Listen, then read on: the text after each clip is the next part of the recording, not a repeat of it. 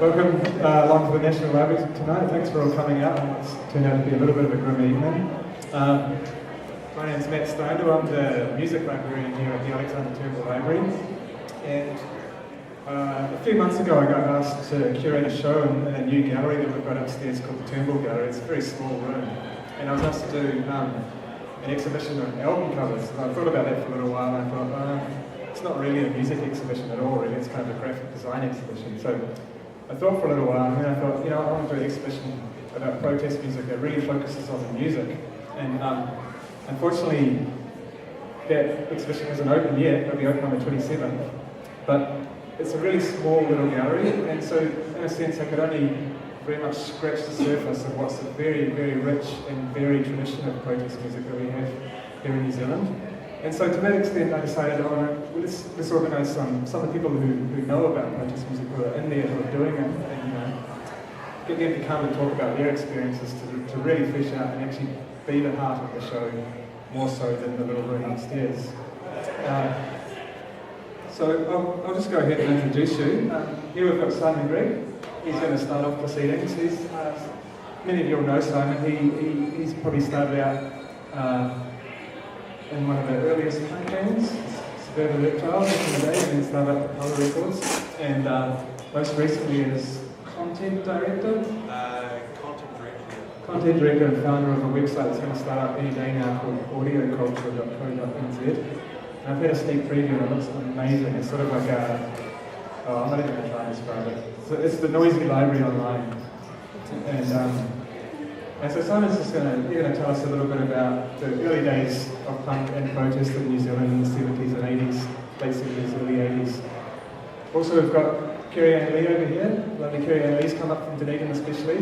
She's a design lecturer at Otago Polytechnic and also a fantastic artist. And she was very much heavily involved with the punk scene in Wellington during the 90s and recently curated with John over there a great exhibition at Thistle Hall called Up the Punks, which is sort of a retrospective look at the history of punk, particularly in Wellington. And finally we've got Redmer here. Redmer's a very well-respected journalist and has written a number of fantastic books. He was writer-in-residence here at the National Library about 5 years ago, writing a book on New Zealand Truth, which was where Redmer started out in his journalism career. So yeah, that's about it. And then after that, there'll be probably like a little break. We've got the sea shanty guys. They're going to jump up and play some sea shanties for us, just to cap off the evening. Cafe's open while we're here. They've got a great selection of beer and wine and coffee and stuff. And the toilets just around the corner that way, in the stairwell exits that way. Hand over to Simon. Sorry for the sitting down, I suppose. Okay, well, Stacey. My name's Simon Grigg, as you was told by Matt, and I've been involved in the music industry in New Zealand since 1976. I think when I first started looking at performing bands, we formed a band in 1977 called Suburban Reptiles. But I was born in 1955, which makes me 57, I think. And it meant that I grew up through some pretty tumultuous times. The 1960s in particular were fairly divisive in New Zealand. We had a lot of things going on. In the early part of the 60s we had the first protests against the Springbok and New Zealand rugby tours of South Africa. And then of course the Vietnam War turned up. The Vietnam War was hugely divisive in Auckland, and in particular Auckland and in Wellington. I grew up in Palmerston North because my dad was in a military family, and I remember marches on the square every Friday night, 2,000-3,000 people walking through the square with Viet Cong flags and all sorts of things flying. Unfortunately, our music didn't reflect that. It reflected music of the 1960s in New Zealand. There were folk songs being recorded, and there were things coming from the edge, but our mainstream pop music was created by big record companies or little record companies that wanted to be big record companies. And we, apart from one fairly sort of obvious exception, most of the music that released by the record companies in New Zealand didn't have a political element in it. The obvious exception was this. I'll play the last bit of this song.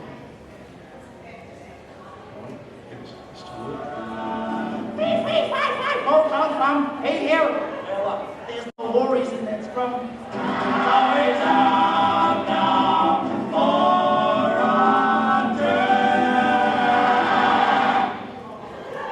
That was the Howard Morrison Quartet in 1960. It was a massive hit record. Radio stations in New Zealand faded out the last part. They wouldn't play the part about no worries in the scrum because it was regarded as offensive. And yet it was perhaps the only political statement made by a popular recording artist in the 1960s. So we sort of toddled through the whole decade with lots and lots of bands doing cover versions of American pop hits or British pop hits or non-British and American pop hits like B-sides and things. But the record companies were reluctant to record anything which would be turned down by radio or cause offence. Until we got to the 70s. In the 70s, we had a hit from a guy called John Hanlon. And this is it. There's a song called Damn the Dam.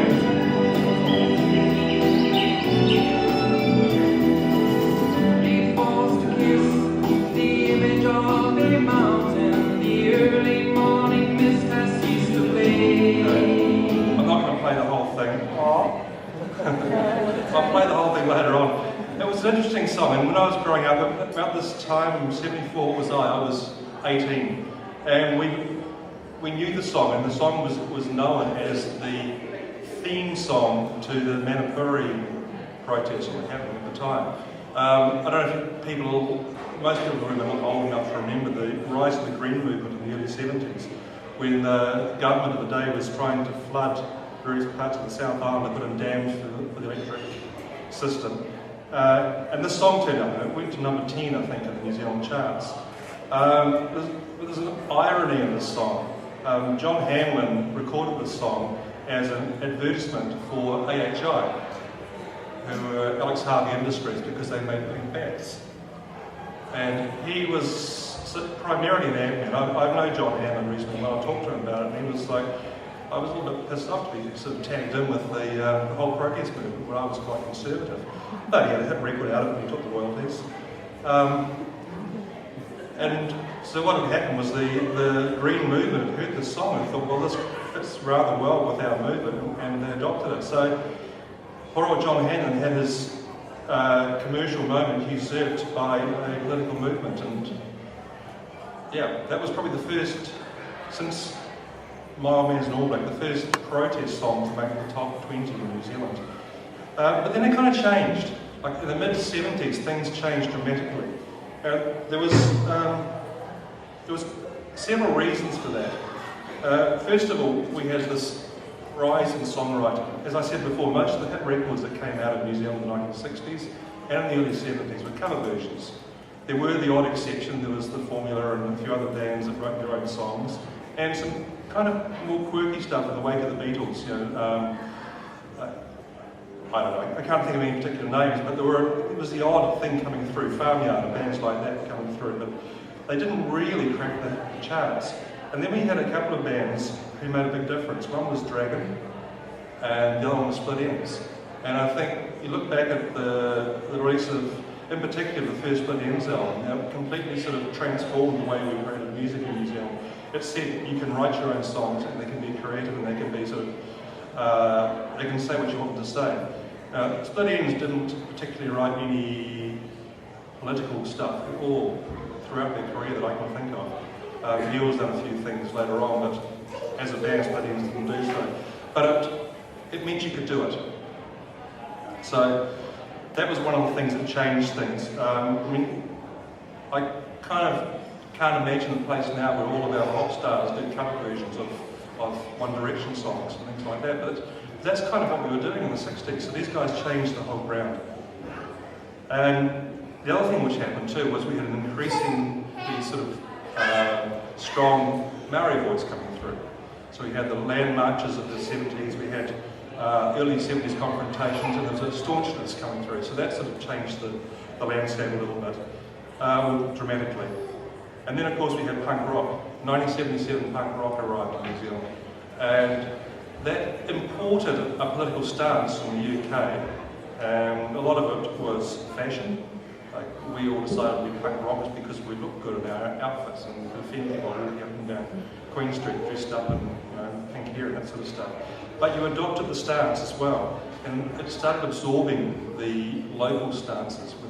Things were happening in New Zealand which were relevant to us. And so, because the musicians were increasingly politicised, they were able to adopt the political things that were happening around them. There were a couple of records. I'll play a little bit of one of the records, which I released in 1978.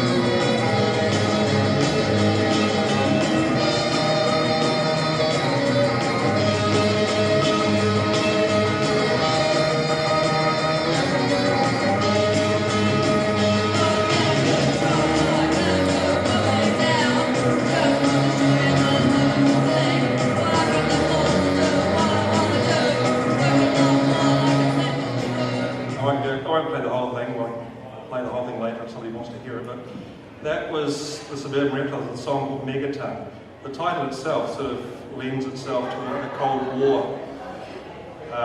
It's a Cold War reference, but more or less the song basically said, don't push us around. We're here, we're not going to take any bullshit, so we'll do what we want to do. And it was a staunch song, and there was an intent behind it which has captured the lyrics quite well. It was written by Buster Sticks, who was later in the Swingers and various other bands, and had come out of the Split Enz crew. He was in a band with Neil Flint before called Aotearoa, so he'd garnered that whole sort of sense of songwriting out of them. And so we released that record. There was another record came out by Toy Love about a year later called Rebel, which was about people in the Values Party. It was a cynical sort of song, but it had that same sort of attitude.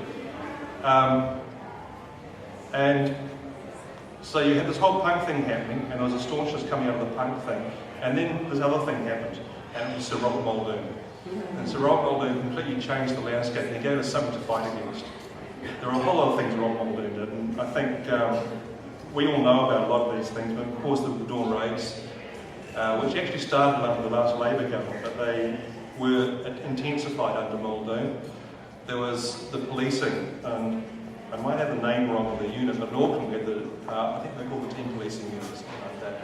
Gideon Tate, who went around the pubs, the clubs, the bars, anything with his group and beat the crap out of anyone that turned that was in there. I had a baton pushed into my side in Windsor Castle once, I sat watching the band. Cop walked up and said, "What are you looking at?" Bang, in goes the baton. So we had something to fight against. And of course, the other thing that Rob did was Bastion Point.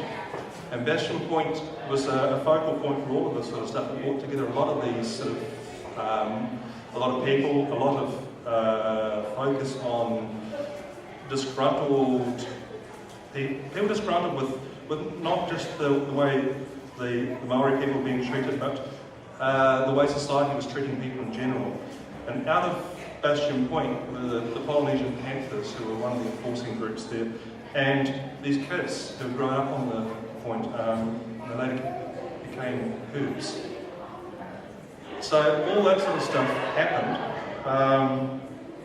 and in particular, just the general attitude of society, what we regarded as the man.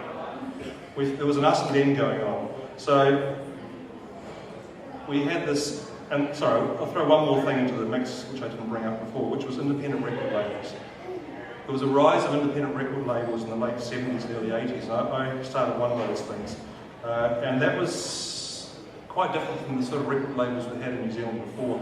The record labels before that, as I said, were either major record companies or companies like Zodiac or Viking and some independent New Zealand labels who wanted to be major record companies. The independent labels had a far more sort of laissez-faire attitude towards their bands and towards the music. It was like, you record it, we release it. We knew we had no chance of getting anything on the radio. Radio didn't touch most New Zealand music. It didn't even play the things that we regard as classics now. You know, Hello Sailor and stuff weren't played on the radio. So we went out and released records, and the band would come to me and go, I've got a song here, and it's about this, it's about that, can I release it? And we'd just go, yeah, throw it out. And student radio also arrived at the same time. It had gone from beyond the campuses where it was on in the quadrangle of Auckland University, and I assume it was similar at Victoria. And at some stage around 1980, they flicked the switch and it went sort of citywide. So there's this voice out there that we had. So when I said we didn't get radio play, we got radio play on non-commercial radio. Then we had the Springbok tour. And the Springbok tour was, I was talking before to Matt about this, there's been nothing like it in New Zealand since, and there were things before, like the Spiral Avenue visit in 1972, where the police allegedly set dogs on protesters and that sort of stuff. But to be in a situation where you've got large numbers of semi-armed policemen charging down the citizenry of the country with batons and beating the crap out of them, it's just something we can't even envisage in New Zealand anymore. It might happen on a smaller scale here and there in various confrontations, but this was massive. And we put together a tour of New Zealand. I had 3 bands signed to my label. One was the Screaming Millions, who were the biggest pop band in the country at the time. One was Blam Blam Blam, and featured Don McGlashan as primary songwriter and drummer, and a band called the Pneumatics, who were a ska band. So we decided the Springboks are coming, we're going to put on a tour. So we contacted the Arts Council, the Students' Arts Council, and said we want to tour up another country the same month that the Springboks are coming. They went, fine, okay, great, we'll do that. So we did. We recorded 3 records to go with it, and hired a few bands and trekked off around New Zealand, a thing called the Screaming Blammatic Roadshow. It was probably a very foolhardy thing to do. It was the middle of winter, we had no money, and we were going out there with the intention of confronting. The first record we released, the Screaming Memes, went to #1 the week we toured off. It entered the charts at #1, which is the first New Zealand record to ever do so. So all of a sudden we had an audience. Many people wanted to come and see the Screaming Memes. And all of the bands were kind of hit at the time, so we were pulling in crowds left, right, and centre, but we consciously booked ourselves into places like Lincoln and agricultural colleges and places like that where we knew we'd have a confrontation. We trekked off around New Zealand. It was maybe, I can't remember the exact length, probably 2-3 weeks we trekked around. I got beaten up twice. I got beaten up at Lincoln, I got beaten up at Victoria. The Victoria thing was just a violence thing, but in Lincoln, several of us got beaten up to wearing whole racist tours badges, and the farmers came out and gave us a hiding. We turned up in Wellington, Molesworth Street Day, and a guy called Boyd, who was part of the band called Right One My Nine a little bit later on, jumped onto the running board of our Bedford jumper and said, quick, there's a riot about to happen. So we headed off to Molesworth Street. Outside, we found ourselves in the middle of it. We got back to Auckland, and two of the other records we'd released, the other 2 by the Blams and the Pneumatics, had been picked up by student radio.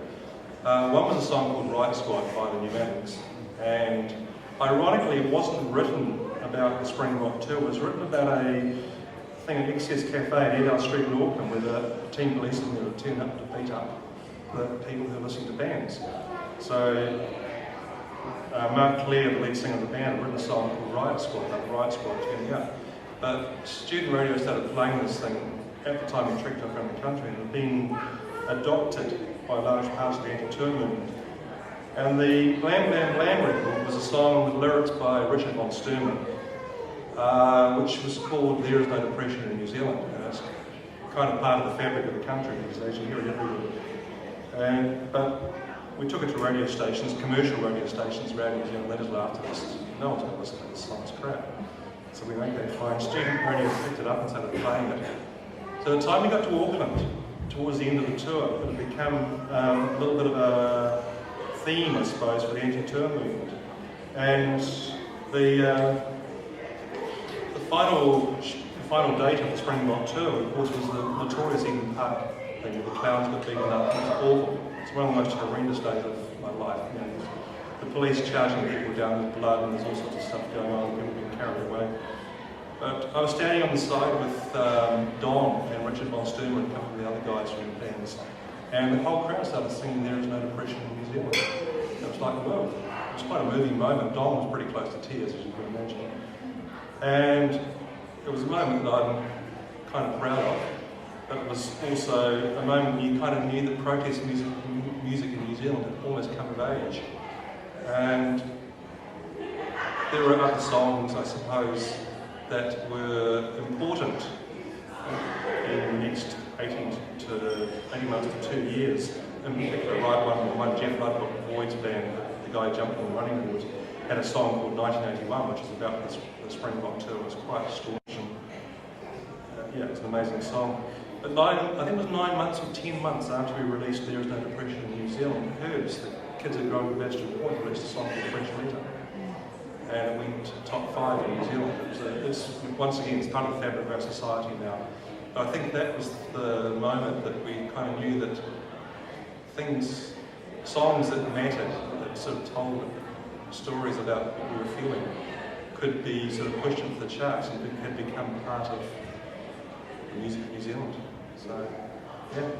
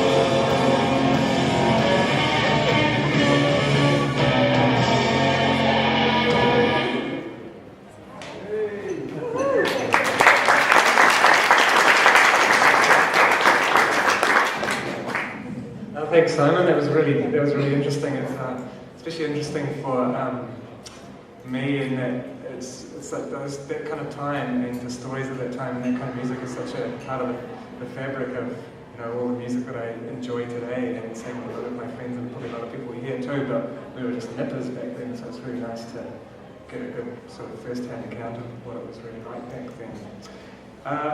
At this point, I'll just say there's going to be an opportunity at the end for any questions and a bit of discussion or whatever about anything that was talked about tonight.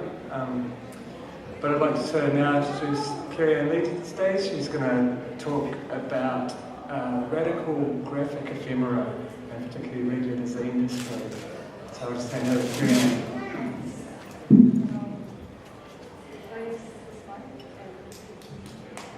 Are you able to do it?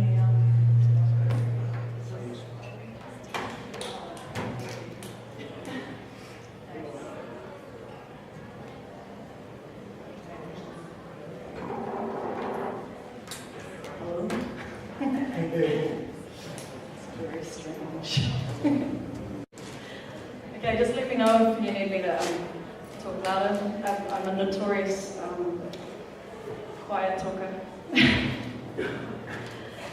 Okay, well, thanks so much, Simon. That was a really informative presentation and really inspiring also, because in terms of what I want to share as far as the presentation, it's almost a sort of something that's kind of moved along from that in a sort of different time frame, focusing on I guess the 90s with punk in Wellington specifically. I guess and my relationship with the punk scene and punk culture.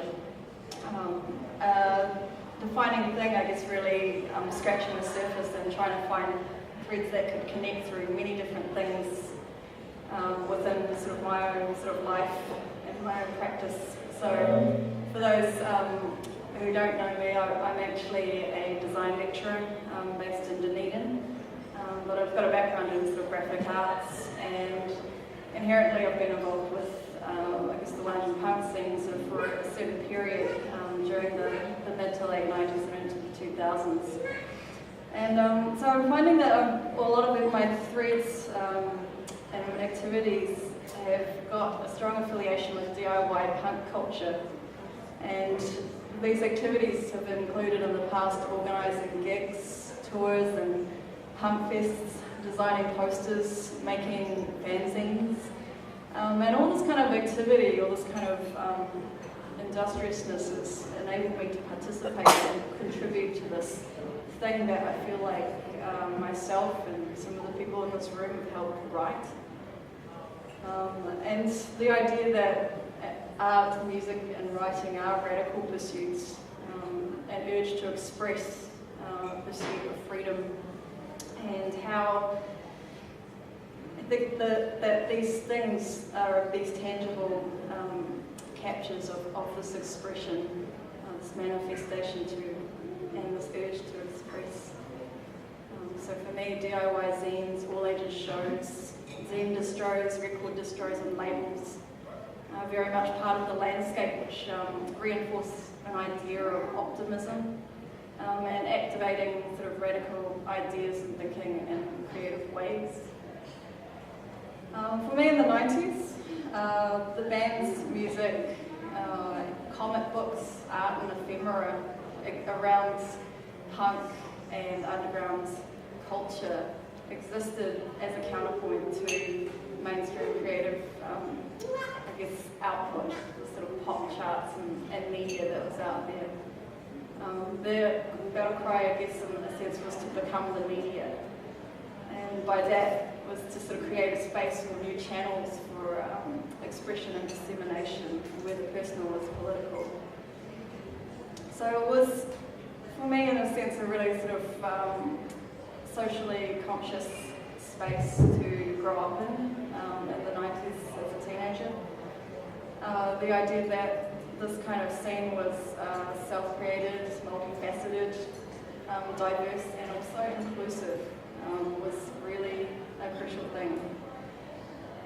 For me, punk rock, the music, the anger, the frustration, the intensity, it kind of underlined a sense of togetherness and a community of interest around a range of different issues.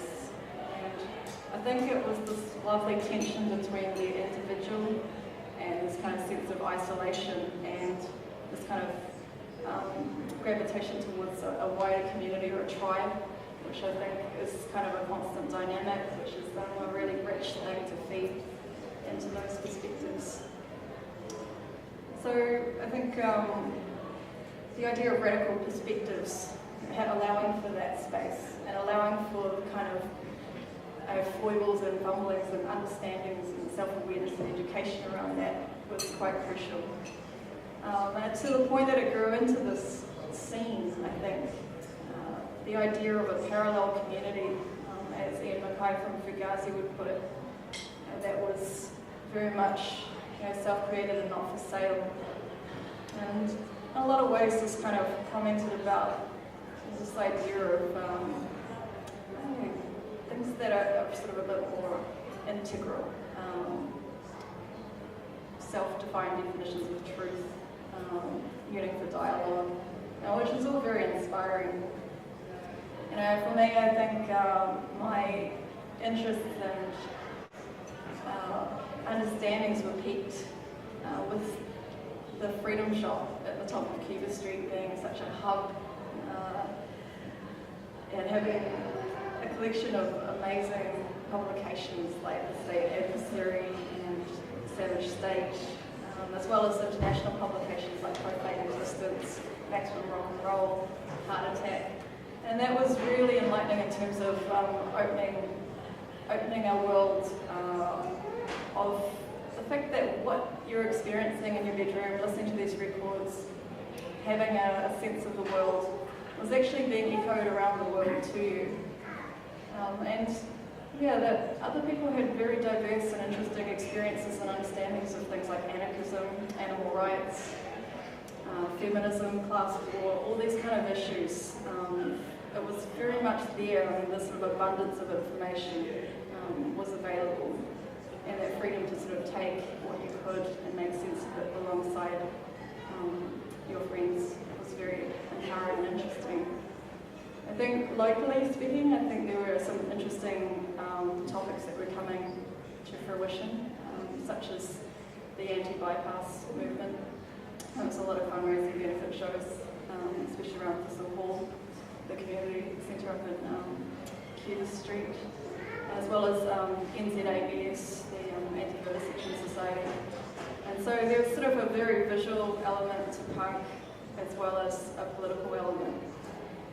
At the same time, it felt very inclusive, and I really felt like I wanted to kind of connect to that when I was a lot younger.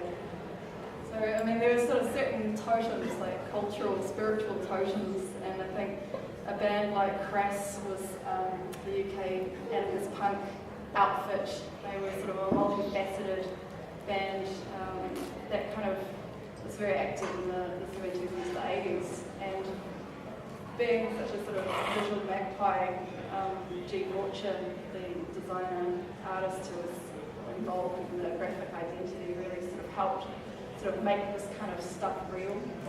Like this whole kind of strange fetishism for records kind of comes up when you're actually oogling over the paper and the print and this thing that falls out into a poster. It's such a coveted thing that you kind of geek out over with your friends. But all in all, it sort of seemed to capture a sense of covert branding and taking back sort of graphic language and making it your own. And I like that, the idea that it was up for grabs, that anybody could do it. The idea that the revolution could start here, right here in these spaces with your friends. I love the non-hierarchical nature of punk rock, that it's iconoclastic, that sort of post the Sex Pistols, mocking the Queen, post Dead Kennedys, hashtag Reagan, that punk got kind of even deeper to actually critiquing the notion of celebrity, and we've got American photographer Glennie Friedman, who did a series of photo books of hardcore punk, hip-hop and skateboarding celebrities called Fuck You Heroes 1 and 2. So the idea of just going, you don't have to be a celebrity. The fact is that everybody's contributing is such an exciting thing. I like that a quote from Mike Watt from the Minutemen. And he says, "You get kinks in your neck for looking up or down at people, but if you look across your shoulder at your peers, no kinks." So we had the people around you to do big things with, and that was an amazing thing. Being an active participant, forming bands, writing zines, staying up late, going skateboarding. And DIY meant that we made this, that we did this. Us, the crazy kids, our friends' bands, and the hall that you hired. We did this ourselves. Let's go on tour, let's take the show to the road, let's get the message out there, let's tell the world and connect with others like us. For me, I thought that was really exciting, and I would look for others that kind of did that as well. I brought up my friend Ant Sang, who I was actually pen pals with back in the 90s. We had these dialogues. Ant Sang is a comic artist up in Auckland, and he created this zine called Filth, which was a very sort of personal kind of take on his kind of life growing up as a punk kid, as a Chinese New Zealand punk kid in Auckland, and how all that kind of the crapola that you would just get hanging out at the bus stop. And I don't know, it just really struck a nerve with me, and I thought this was really cool. This is outside a culture that it kind of was inclusive. It actually wasn't just this one-sided thing. It had room for other people to come in. And he developed some of his earlier characters into a series called Dharma Punks, and I'd later distribute Dharma Punks on my zine distribution label, Red Letter. So we still keep in touch, but there are these kind of seminal moments and points for me in terms of these tangible touchstones in terms of records and zines and comics that I think are really neat. So the idea of weighing in was really important. This is kind of a poster I did a long time ago. And just how just people ate it up. The fact that I love this poster, I remember making this thing, Lost Gardener, just gave me the information, and he sent me through all these things of the band logos. It's like I just squeezed 100 band logos on an A4 page into it. So this was all actually cut and pasted, and we kind of, got it together, but this idea of the slam energy that everyone's talking at the same time, all these bands are coming together for this massive hoedown. And this was just one of these things that, the approaches that we had to this world. So, I guess another thing I guess leading into it was talking about zines and the Zine Distro, which is something which I'm quite close to. So for those who need a little primer, I think zines or fanzines are these kind of handmade missives, these sort of magazines, anti-corporate magazines, if you want to call them that. Often when people are trying to go, what is a zine? You sort of have to start from the beginning, but what zines for me is this very active thing about reclaiming the media and how it offers an outlet for communication and expression. That they are very much of the moment, that they're very temporal, that they are for an audience of people who are tuned into things that you are tuned to also. So they can be highly political, they can be highly apolitical, they are very much a self-expression vehicle. And I really love the materiality of it and the diversity of voice that it allows. So back in 2001, I started up a zine distribution label, and how it manifested was a paper catalogue, a mail order catalogue, and it featured many zines. Probably it got to about 120 different zines of all different types and genres from all over the world. And how it came to be was the fact that I started making zines back in 1996, 97. My first zine was called Help My Snowman's Burning, and it was a kind of connection point into the early punk scene. And it featured things like band reviews, sort of rants, things that I kind of was getting up my skin at that time. And then, after that point, I just thought, shit, I was really bored to have more of this, and I think lots of people would really enjoy some of this stuff that's coming out. So I started this zine distro called Redmer. That's the patch up there is actually Bryce Galloway's, so I don't know if he's here. I produced a few of these sort of from time to time, and it got to a good state where I have a really solid mailing list and have zine stalls at gigs and various events, and the local gig guys at Package at the time were running zine columns. So there were sort of various things and outlets for getting different fanzines out there. And what I really liked about it was that it was an amazing opportunity to connect with other zine makers from all around the world. So I'd be communicating with people from former Yugoslavia, Cuba, Singapore, Philippines, and getting these amazing things back, like writing letters and getting zines and trading records and trading cassette tapes. And there's this whole kind of underground pipeline of activity and learning about radicalism and activism and punk culture that way. It was really cool, and it was quite funny to sort of go back into that material quite recently for this talk, and I just realised, wow, like this is a crazy documentation of my time, my past time. My friends are in here, I'm in here, and this is a publication from Switzerland, or this is something that some people from Singapore or the Philippines had sent through. So this is kind of funny being sort of, I guess, out in the world in such a way. It's been an interesting time that these things capture our sort of ideals and values and hopes and dreams, these little time capsules that are kind of sent around. So that's the kind of idea about sort of zines and records being these kind of very wonderful, tangible things, parents, workers, and I think it's a really, really cool thing. That's why it's a real, great thing that this show is happening. So, that's my talk.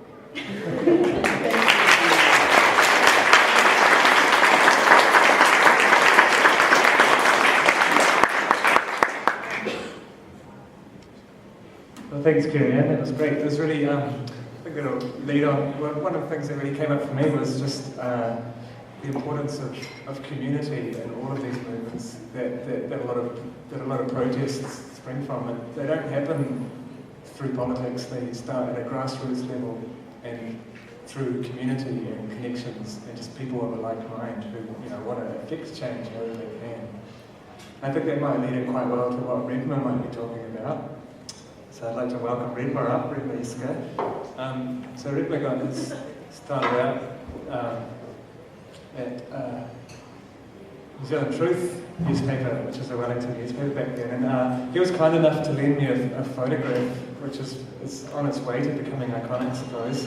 That is a photograph of the band Riot 111, who Simon mentioned earlier, and they did a protest outside Avalon Studios in 1982, I think it was, at TVNZ's refusal to play one of their music videos on the kind of spurious grounds that the quality was not good enough, despite the fact that it was TVNZ producers who made the video.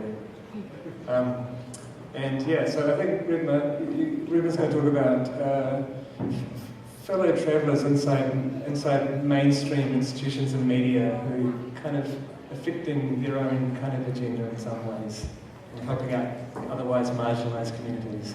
Yep. Hope this works. Can you hear me? It's cool. Great. Just really inspired by the last couple of speakers. Just really feeling quite excited. It's just been such a great night. And in a way, I feel I'm kind of going to be really following in the footsteps of both these great speakers, but perhaps more Simon, because of the fact that he sort of referred to specific kind of songs and things like that. Got some words here. It is great to be here at this forum on Kiwi protest and music. For a 1960s kid like me, the old-fashioned British or American protest song was always associated, was always an acoustic phenomenon associated with folk clubs. So I kind of very much, what I understand to be protest songs were really played on guitars. That's really how I first heard them. I think there were often lots of verses, about Irish kind of rebellions in the cornfields and this kind of thing.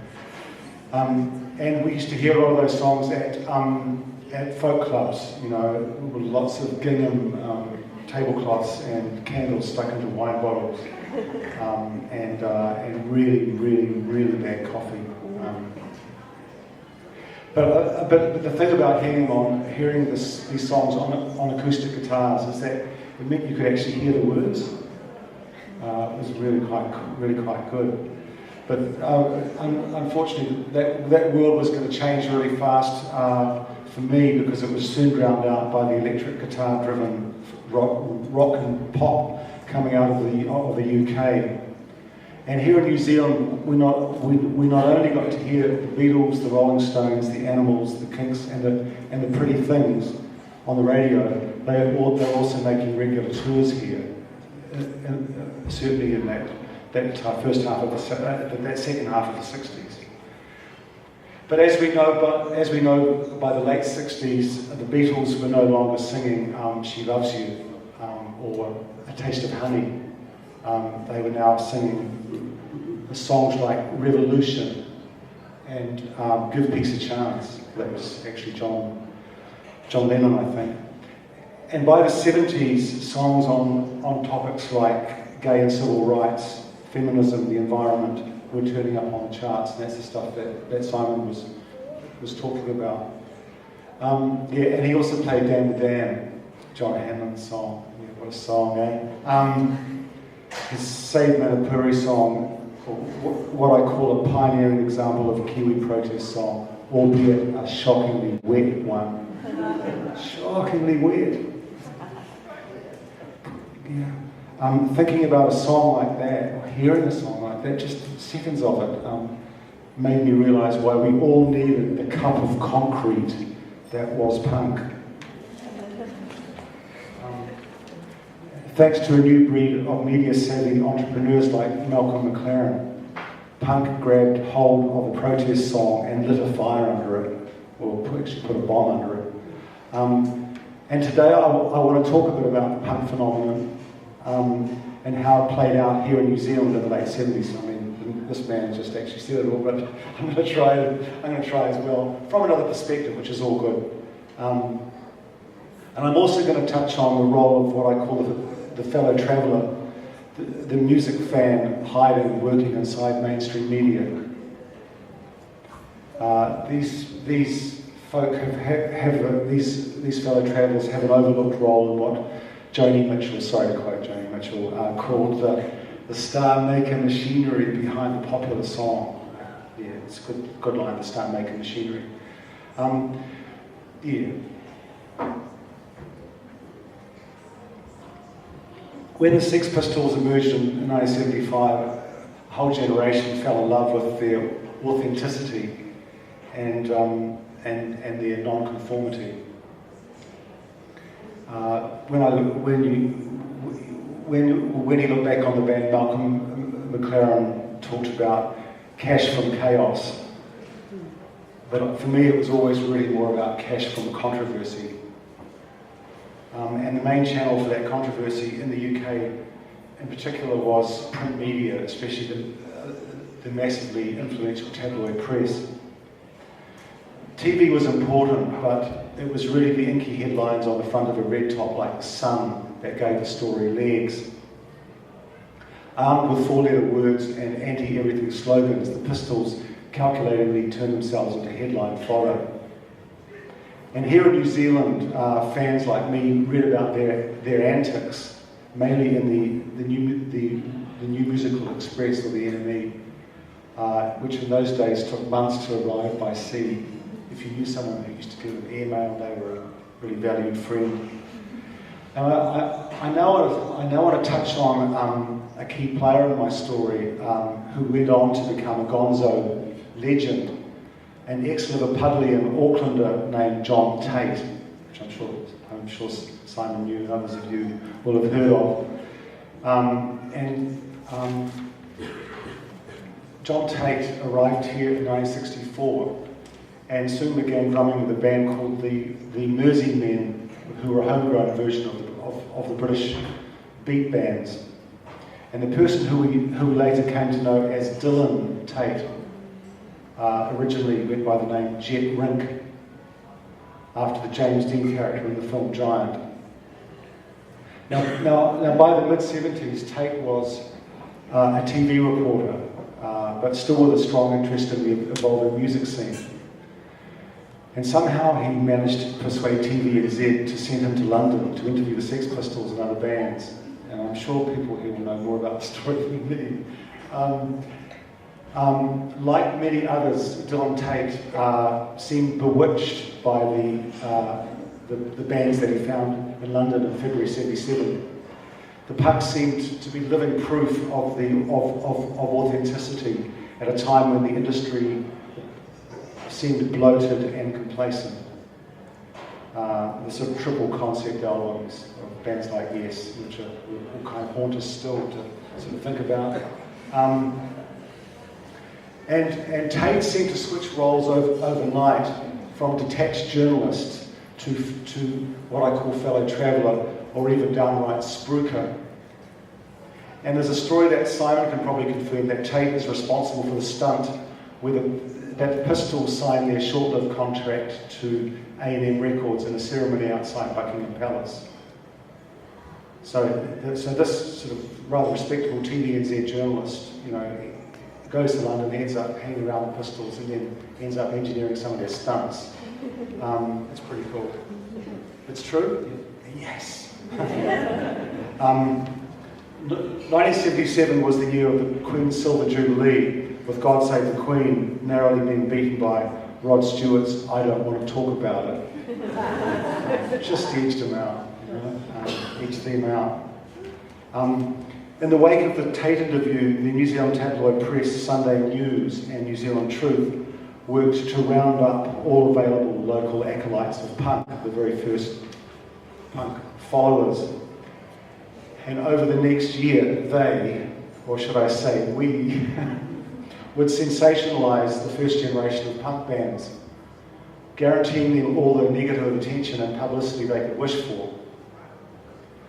And as I would find out for myself, the journalists working on those papers were a weird mix of cynics, believers, fans, hacks, and drunks. But most could agree on one thing. The punk phenomena provided an irresistible replay of the shock horror probe formula that helped sell papers. Now, I was a truth copy boy when I read an article about safety-pinned seagull killing Auckland punks in the Sunday News.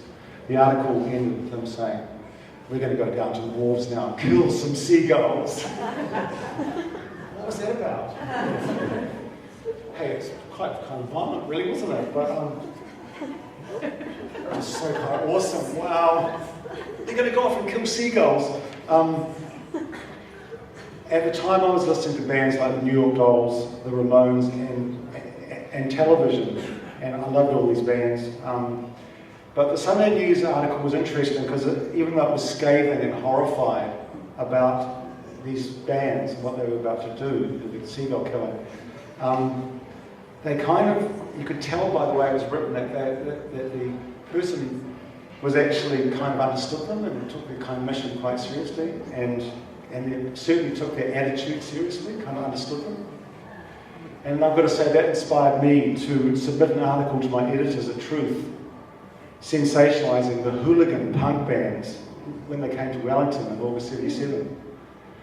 Now my main focus was attacking the Suburban Reptiles drummer, a fellow called Buster Stiggs, not his real name, for throwing a drumstick in the audience like he was playing this. Oh, throw a drumstick. So, you know, blood on the floor.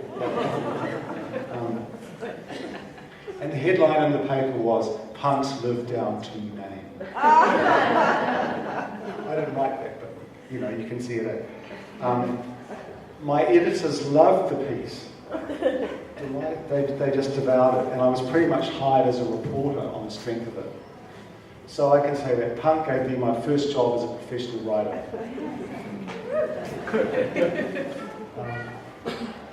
Now, I don't know how many other journalists were out there like me, quietly working behind the scenes. I'm sure there were a few of us. But I ended up writing a lot more stories about the reps, about the reptiles. And during the Springbok tour and its aftermath, Riot 111, who Simon referred to, did a lot of work with Riot. And I guess you might say that the relationship was symbiotic. They made for a great headline, and I was also providing the oxygen of publicity. So was Dylan Tate our first fellow traveller journalist? I was fascinated to learn from rock historian John Baker, some of you will have heard of, the awesome John Baker. Also works as sometime roadie with the White Stripes. Mr. Baker is an extraordinary man, a real hero.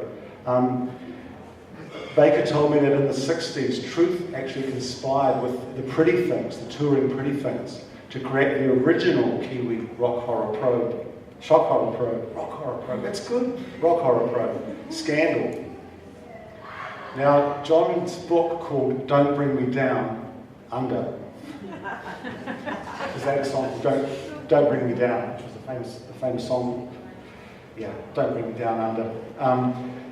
John Baker's book on the 1965 tour is a classic book full of colourful tales of this legendarily revolting bunch of drunken, long-haired louts. Or were they? In September '65, the band was splashed all over the front page of Truth under the headline, Pretty Things Shock Exhibition. I should really have brought it with me, but I didn't. Auckland reporter Bruce Kaplan cooked up the stunts and of course wrote the absolutely disgusting, or as the Germans would go, absolutely disgusting, the lowest and Young Hooligans headlines. And Kaplan told John Baker, I plotted with Viv Prince. We fed off each other.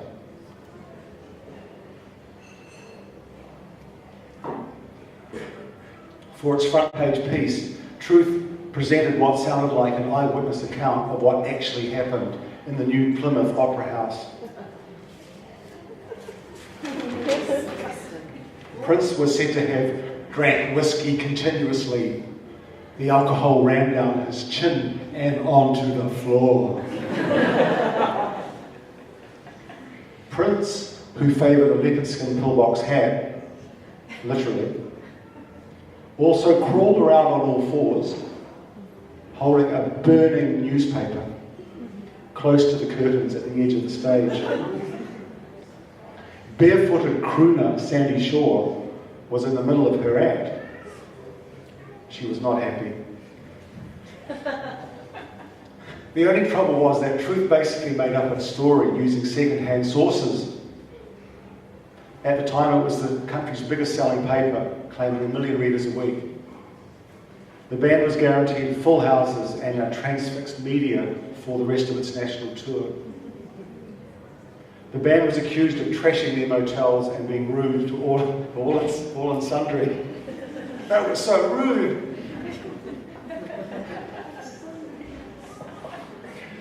Prince was even accused of foreshadowing Buster Sticks's trick and throwing a drumstick in the audience and hitting a girl. So Viv had done this years earlier, done this a decade earlier. And what he called a public protest, Prince later burned a copy of Truth at Auckland's Top 20 nightclub in a high-profile stunt. I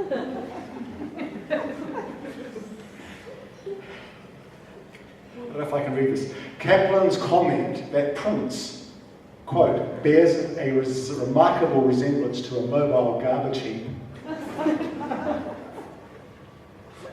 was later picked up by the Fleet Street Press.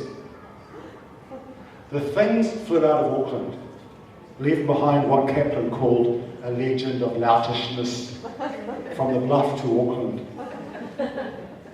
It had all been a media beat-up.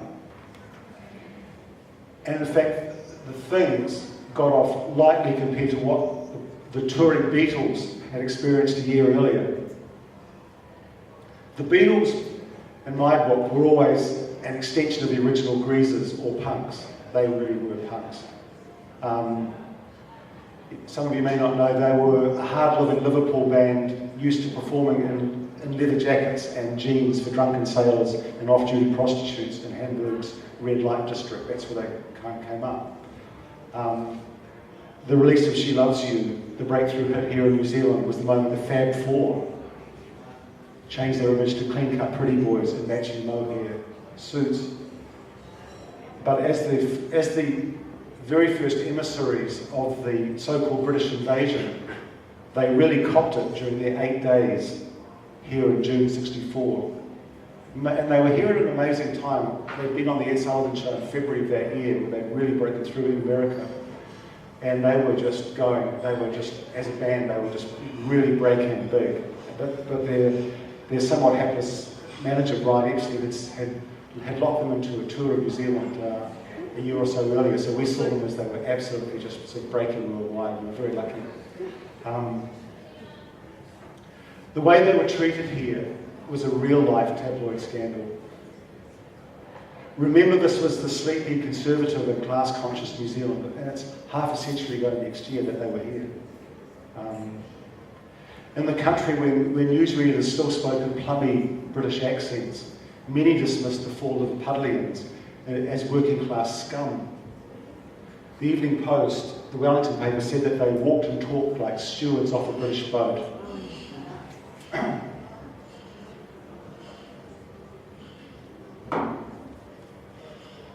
Broadcaster Phil Gifford said that many Kiwis believed the Beatles' long hair, and jewellery confirmed that they were gay.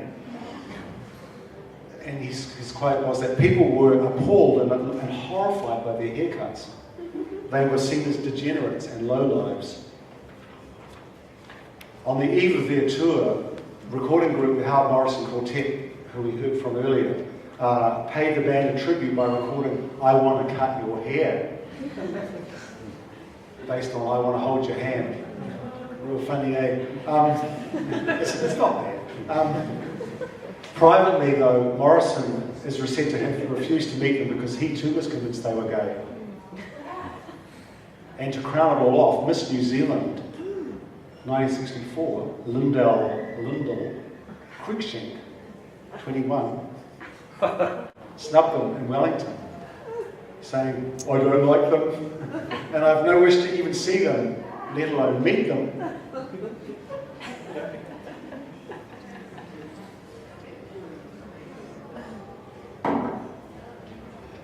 Before they arrived from Australia, Police Commissioner Les Spencer said he had no intention of treating the visit like a royal tour. His reluctance to provide the band with adequate security in Auckland put them at grave risk. It also meant the tour was nearly called off on its third day. Only 3 constables were assigned to a mob of several thousand fans. hostile and indifferent police refused to protect the band. The inspector in charge said, "We didn't want him here, and I don't know why you brought him."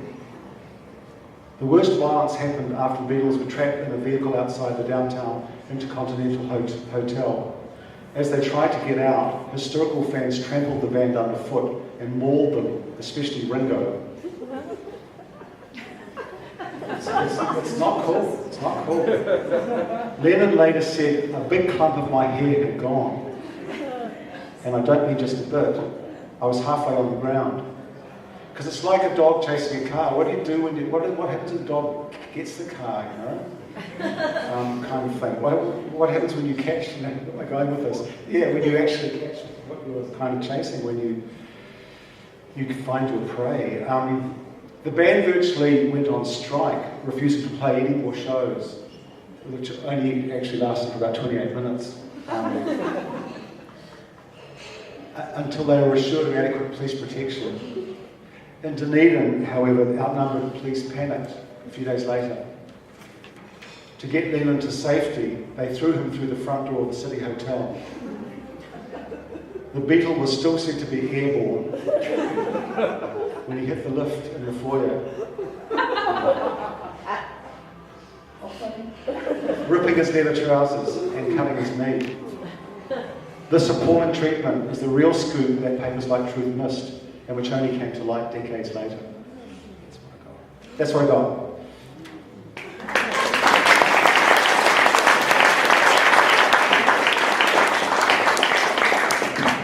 Thanks very much, Redmer. That was some pretty hilarious stories there. We've got a few minutes. If anyone wants to ask any questions or make any comments, unfortunately we don't have a wireless mic, so you just have to speak loudly. Yeah.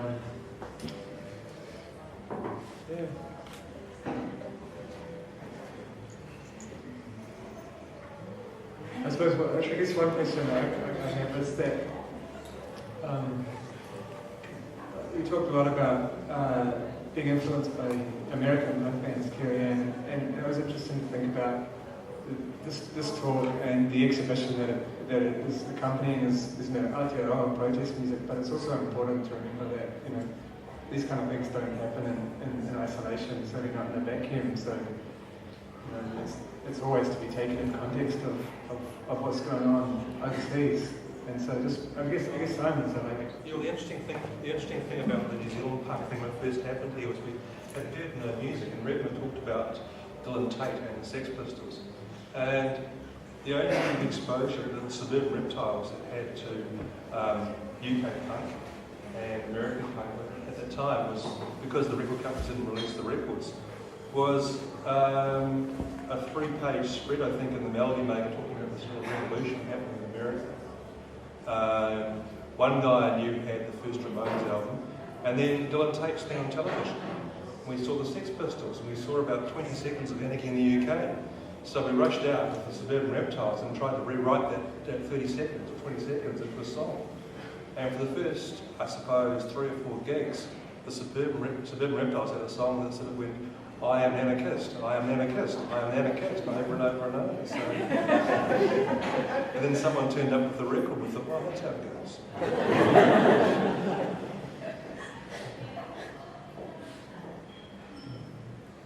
Yeah, I think just in light of this mic's on.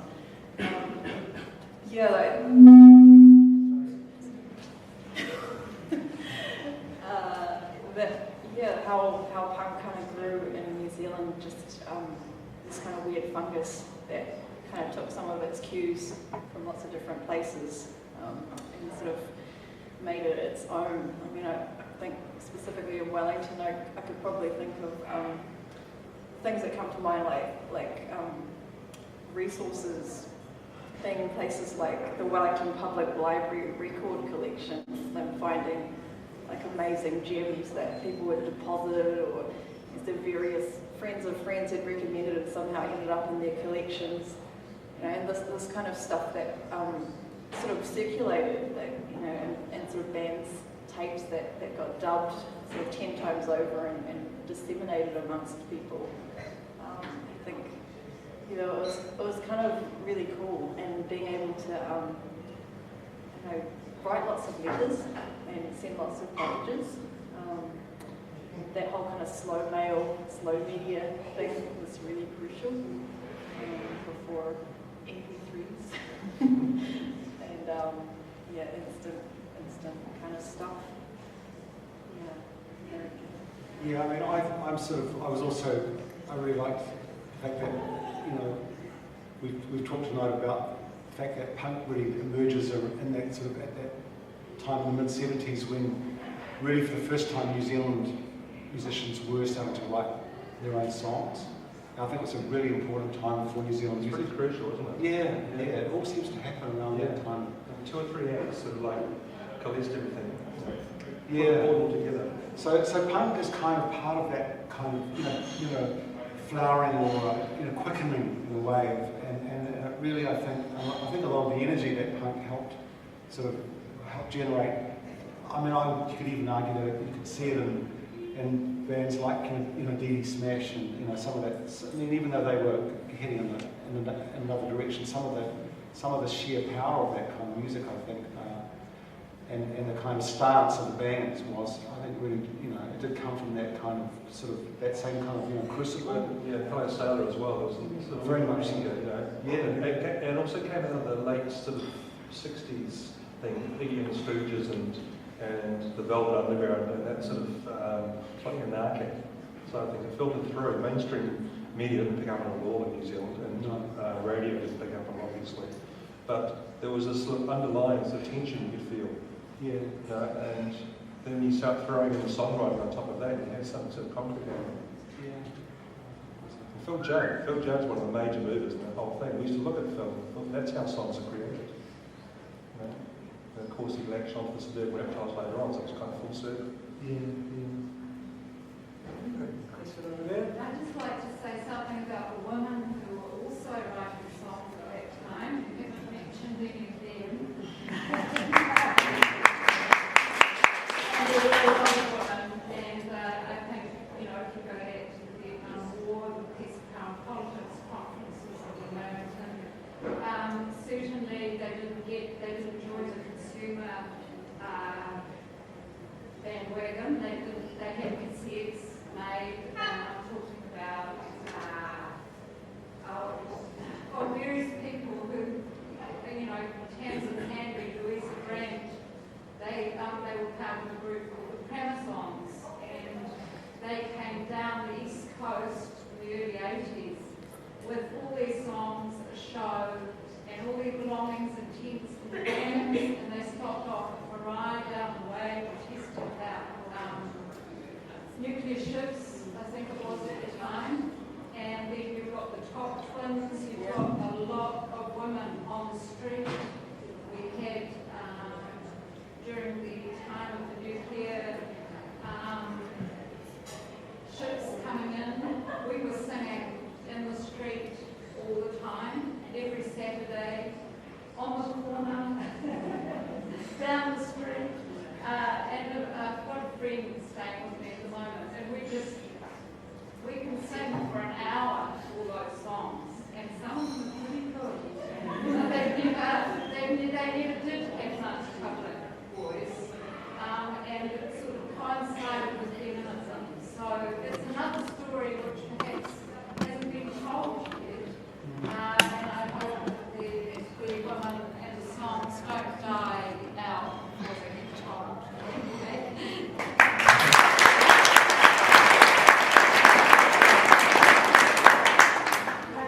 Kieran, I'd like to thank everyone for speaking. I've got a question for Kerry Ann in relation to the 90s and things, because that's when I grew up as well, we were around the same age. You touched briefly on Dharma punks and really being a person of colour, really, really briefly. And I'm wondering if you have any reflections on perhaps Politics as well,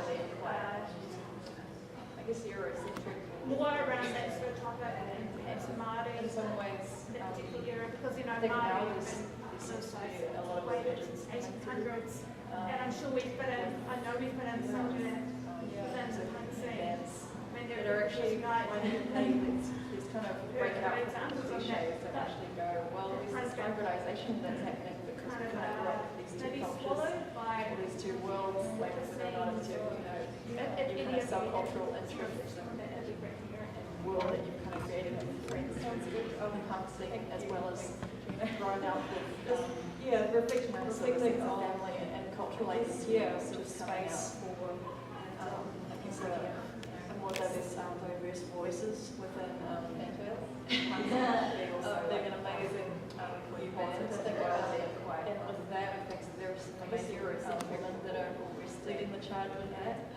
Friends in ways are young. I think now there seems to be a lot of emergence coming through with identifying as Asian queer bands that are actually finding this kind of breakout from all the cliches corresponding with over the years. Hybridization that's happening right now, so kind of grow these two cultures. Actually, I've been sort of saying a lot of stuff that I kind of felt growing up with, kind of subcultural interests, and the fact that they're actually forging this space, creating this kind of dialogue about encompassing as well as sort of outside of mainstream culture and sort of and culturalizing kind of these stories coming out. I don't know, purposefully sort of standing out and saying, we're actually quite happy not fitting. We actually have our own thing. Being an amazing new band. So in place of that, I think there are some amazing women, as much as it's leading the charge lead that. Friends up in Auckland, a young anarchist virus band. Yeah, I mean, it's just, I could just make one comment. That was one of the songs that we talked about tonight was called 1981, and that was by this band, Right One One Corresponded with over the years. It was a song that Boy, the singer, and the band wanted to be kind of, they basically wanted it to be a soundtrack for the protesters as they protested. And the song itself it's the English translation of the Chikami Haka. Is it death, is it death, is it life, is it life? So it was a conscious blend of these two different kind of traditions, and it's a really cool song. It's powerful and quite angry, quite sort of full on. But I thought that was a really interesting example just of the way people kind of comedy and some of these ideas, songs that we've tried to talk about and make us contemporary, make them relevant. Right, so it's really worth trying to find that song. The band's called Right. It was a song that Void, the singer, and the band wanted to be kind of, they basically wanted it to be a soundtrack for the sort of protesters as they protested. And the song itself is the English translation of the Chikami Haka. Is it death, is it death, is it life, is it life? So it was a conscious blend of these two traditions and kind of traditions, and it's a really cool song. It's powerful and quite angry, quite sort of full on. I thought that was a really interesting example of the way people kind of comedy some of these ideas. There was never tried to kind of make it contemporary, make them relevant. Yeah, so it's really worth trying to find that song. This band's called Right One, and the song's called 1981. So that was on YouTube. I said the protest picture way earlier this time in French. The other thing that happened in Auckland too, and I mentioned Herbs before, Herbs are obviously a pretty important part of New Zealand's musical landscape for so many reasons. But as soon as they turned up in 1980-81, there was an instant alliance between the post-punk scene and these young guys, and there was an understanding we all shared the same beliefs, and we all obviously there was divergence on particular views from time to time, but there was a broad sort of consensus, and we all sort of kind of belonged together, so we played together, and we became pretty tight friends. And there was never a racial divide in those early days in the post-punk scene by Auckland. And yeah, so I think they're a certain part of the protest picture way earlier than French and Edward at the time that came out. Maybe just as loath as I am to stop what's an interesting discussion, but he's got time for one more question over here. Does the panel feel that protest music is filtering through to the mainstream today, and if so, what bands would you put in that frame?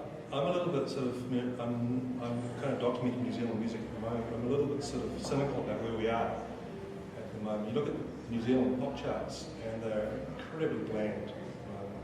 The singles charts in particular, the mainstream pop stuff is Titanium, this sort of stuff.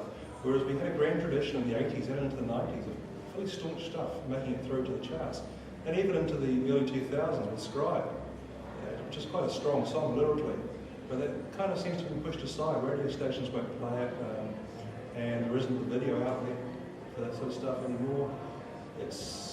We seem to have retrenched a little bit.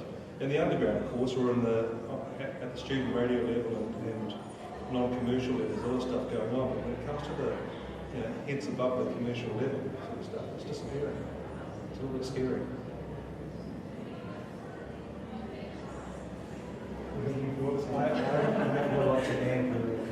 I'd just say one thing is that if you do want to hear 1981, it's going to be in the exhibition, which is happening in a couple of weeks. There's a little plug there. And another band that is Homebrew, which I think is a really good example of a contemporary band that has its own very strong political voice. And as much as like you say, they're not getting mainstream coverage, but video grants. Yeah, but just by force of how good they are, they're really sort of, really taking off, or have been for a couple of years now. I mean, I just in response to your question, Mark's such a thoughtful question. I personally don't seek out sort of mainstream pop music. I am aware that there are some artists out there who are, putting in some kind of political voice through their song lyrics or treatment, but I think just as the sort of style or genre, I tend to not sort of go near it like when it's happening. It's usually like after some time has transpired that I learn about what was cool. Like I found out about Gangnam Style like ways after it happened. I mean, in some ways I thought that was kind of like in some ways it was like ugh, and then in other ways I thought, well, an Asian face on TV, that's doing something that's kind of, there's a little bit of transgression there in my mind in terms of my understanding of media. There's sort of bizarre pockets, but I mean, I think the stuff that's really still, I still think there are some really good underground punk bands that are pushing things,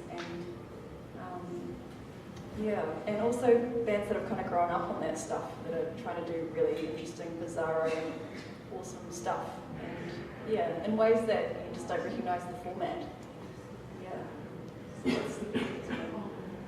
I mean, I might say something that's quite kind of shocking, but I mean, in a sense, that sort of protest spirit's quite sort of universal and ageless, and I even think in a funny way something like Springsteen a few years ago redoing Pete Seeger, some of that stuff was an attempt to remake some of that kind of music and bring it into the contemporary world. And I know it's a long way from the charts, but yeah, I thought that was quite a kind of bold and brave thing to do as well. Sort of keeping some of that sort of radical fire alive. Yeah. Well, I might bring to a close now the corridor part of this evening, but I encourage you all to stick around. Just sort of probably have like a short break while we shuffle things around here, and then this whole thing's about music essentially, so it's not going to be complete without some music. So to that end, we've got the Wellington Sea Shanty Society, who I'm sure I hear somewhere, and so there they go down the back, and so sea shanties, the toilers of the sea, the marginalised people of the world. That's who they're going to sing about. So I'd just like to say thanks to Kerry Ann Lee and Simon for coming along and sharing their wisdom this evening. And great. And thanks.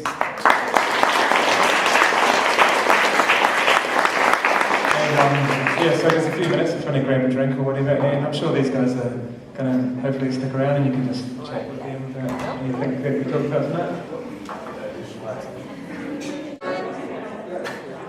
Ahoy! Ahoy! Ahoy! It's a library. Shh. Ahoy! Ahoy! Ahoy! Okay, we're the Wellington Sea Shanty Society. This is our first meeting inside a library, off a boat. And we're going to play a song called The Great Open Sea.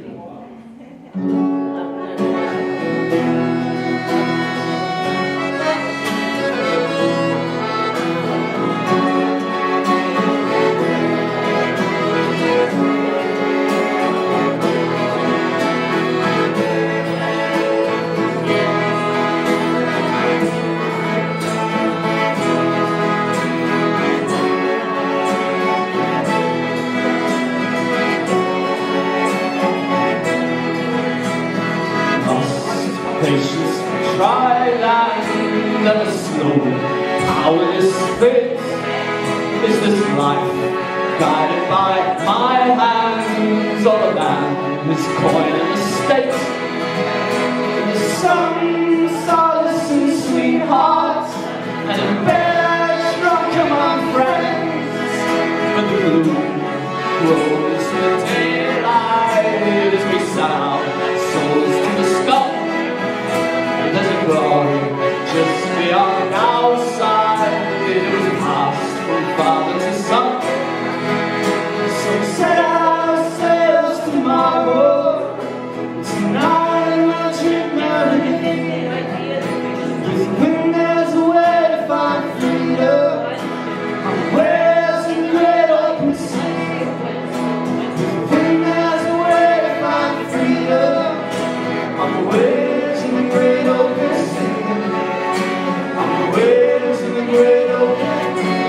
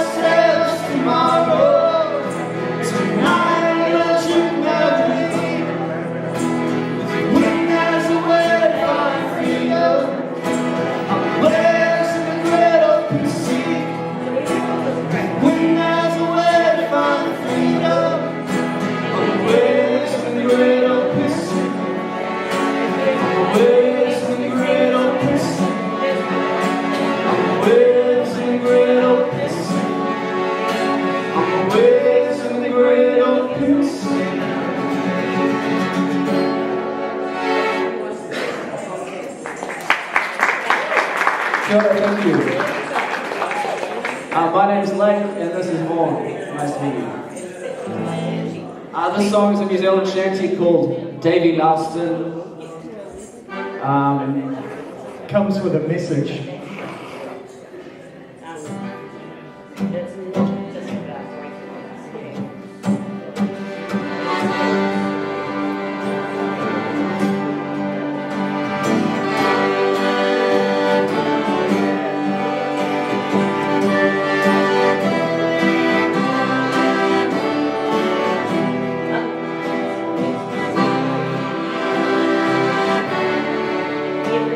My name is David Austin, I did see him.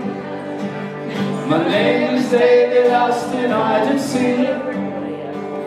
But my man and I were lost, our very lives had cost. We did see him. We did see him. We did see him. Sit down in open bay, we were sit down. Sit down in open bay, we were sit down. We left, we got a man, never more to say again, or to see it. for to see, for to see. I'm Captain John Miller, he said sail. I'm Captain John Miller, he said sail. I returned and I failed, that he found me in the gale. I went down, I went down, I went down.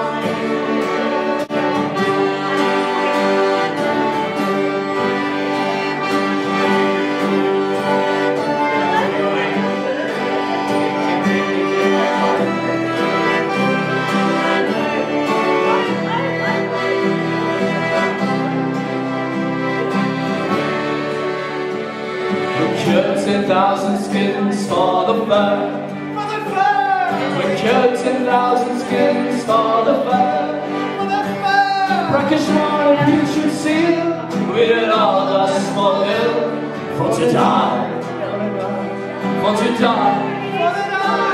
For to die. Come on, you sailor lads who sail the sea. Come on, you jolly tars who sail the sea. The spirit of the mirage took us somewhere within our time. Never see it, never see it, never see it.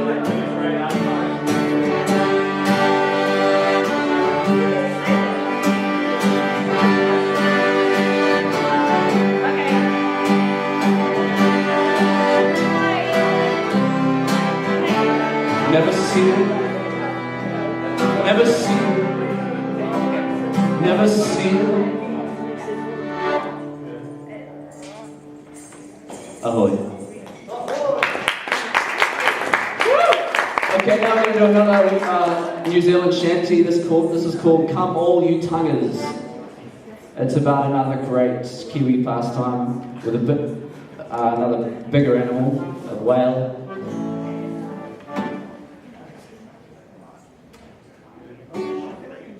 Come all you suckers and land-loving lovers, and a job cutting in and boiling down rubber, a job for the young, strong, old and ailing.